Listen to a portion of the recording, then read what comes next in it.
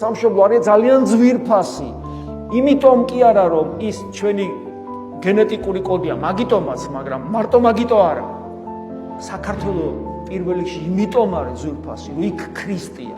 ქართველმა ხალხმა უცნაურად მიიღო თავის სარწმუნოებად ქრისტეს ღმერთობა, თავისი კულტურის საფუძვლად და საძირკვლად აქცია, მართლმადიდებლობა არის ქართული კულტურის ყოფიერების ცხოვრების წესის საძირკველი, მასზეა ყველაფერი აღმოცენებული, საკუთარი სისხლი, საკუთარი ხორცი, საკუთარი ძვლები მისცა უფალს შესაწირავად, თემურლენგის პერიოდის შემოსევა რო ნახოთ, გაოგდებით, ქართველი კაცი პრინციპულად არ თმობდა ქრისტეს.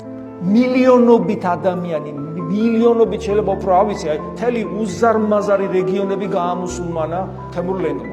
ქართველებს ვერაფერი ვერ მოუხერხა, ერწყილივით იყო და ვერაფერი ვერ იყო.